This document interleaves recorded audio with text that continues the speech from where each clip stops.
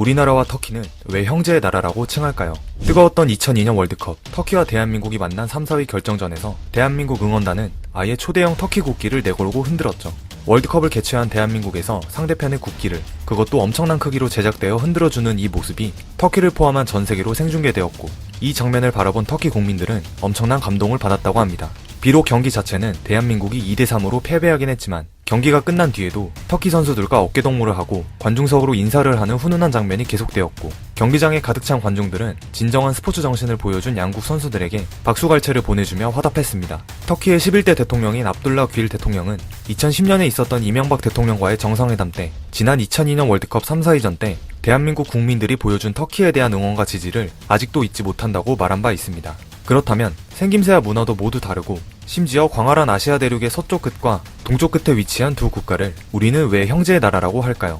터키와 한국의 우호적 관계의 시작은 과거에서부터 볼 수 있는데요. 터키, 즉 투르크 민족은 우리나라에서는 돌골로 불리는데, 이 돌골족은 몽골계 유목민족으로서 고대 동아시아 역사에 있어서 빼놓을 수 없는 민족입니다. 특히 고구려 때는 돌골과 연합하여 당나라와 싸우기도 했으며, 영계 소문은 돌골의 공주와 혼인을 맺을 정도로 그 동맹관계가 끈끈했다고 합니다. 역사의 거대한 흐름 속에 돌골인들은 민족 이동을 거치며 수많은 투르크 국가를 건설했고, 이들 중 가장 대표적인 투르크 계열 국가가 바로 터키입니다. 우리 입장에서는 돌골이라는 민족이 한국사 책에서 짧게 언급만 되기 때문에 1400년 전의 동맹관계가 뭐 그리 특별할까라고 생각할 수 있겠지만, 터키에서는 자신들의 조상인 돌골의 역사에 대해 엄청난 자부심을 가지며 민족의 근간이 되는 돌골의 역사를 매우 중요하게 가르친다고 합니다. 때문에 돌골의 강력한 동맹관계였던 고구려, 그리고 고구려를 조상으로 둔 한국에 대해서도 특별한 이미지를 가질 수밖에 없던 것이죠. 그렇게 수백 년의 시간이 흐른 1950년, 한반도에서는 6.25 한국전쟁이 발발합니다. 이때 터키는 대한민국을 위해 미국, 영국, 캐나다에 이은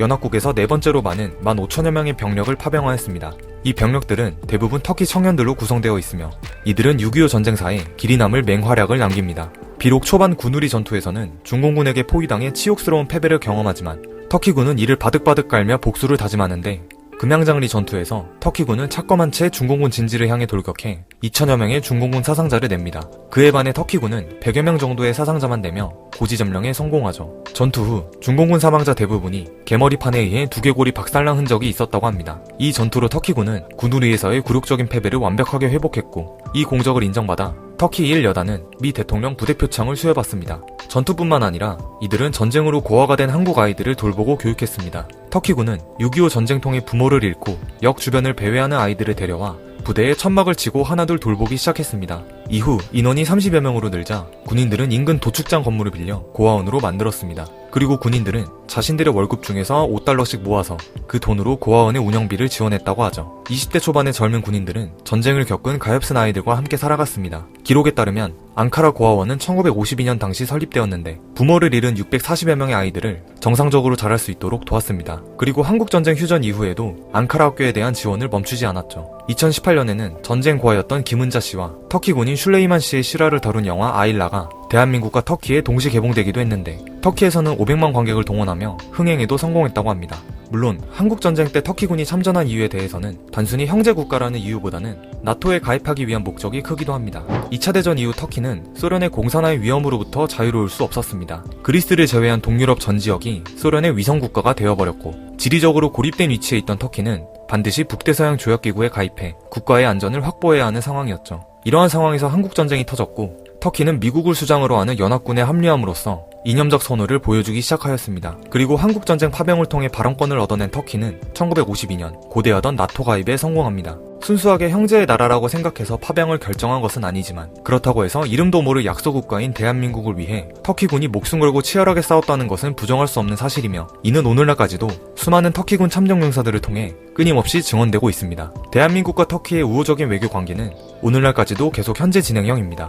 2016년 12월에는 양국 합작으로 유럽과 아시아를 잇는 교두보인 이스탄불에 해저 터널을 건설하기도 했으며, 방위산업 분야에서도 활발한 기술 공유가 이루어지고 있습니다. 하지만 일각에서는 의외로 터키 국민이 생각하는 한국은 그렇게까지 특별한 존재는 아니라는 의견도 있습니다. 터키 현지에서는 일본, 한국, 그리고 자신들과 우호적인 모든 국가들을 형제라고 외치는 터키인들도 적지 않게 볼 수 있다는데요. 이는 형제에 대한 개념의 차이라고 볼 수 있습니다. 우리나라에서의 형제의 의미는 친구, 그 이상의 피를 나눈 사이, 즉 가족만큼 소중한 의미로 사용되지만, 터키인들에게 있어서 형제의 의미는 그 범위가 매우 넓습니다.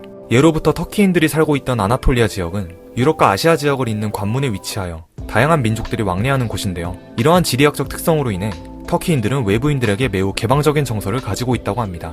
때문에 우리는 한국뿐만 아니라 모두의 형제야 라는 마인드가 형성되었죠. 즉, 형제의 나라라고 인식은 하지만 우리가 생각하는 것만큼 한국에 엄청나게 관심이 많고 한국만 특별한 국가라고 인식하지는 않는다는 것입니다. 그러나 공식적으로 양국 정부는 서로를 형제의 나라라고 인정하고 있으며 이와 관련해서 꾸준한 문화적 교류 또한 활발하게 이루어지고 있습니다. 특히 스포츠 관련 교류도 매우 활발한 편인데 우리나라의 김민재 선수가 뛰고 있는 터키 이스탄불의 명문 축구클럽 페네르바체는 2021년 대한민국 광복절 때 우리는 지금의 대한민국이 있기까지 얼마나 많은 노력과 희생이 필요했는지 알고 있습니다. 슬픈 역사 속에 스포츠가 한국인들에게 많은 힘이 되었다는 것도 중요하게 생각합니다. 멀리서나마 형제의 나라에서 함께 외치겠습니다. 대한민국의 광복절을 경축합니다. 해시태그 대한독립만세 라는 터키어와 한국어로 된 문구를 공식 SNS 계정에 업로드하여 한국 팬들에게 큰 감동을 주기도 했습니다. 1400년 전 시작된 양국의 우호관계는 천년의 시간이 흘러 오늘날까지도 계속되고 있습니다. 끝으로 대한민국을 지키기 위해 목숨을 바친 모든 터키 참전용사들에게 경의를 표합니다.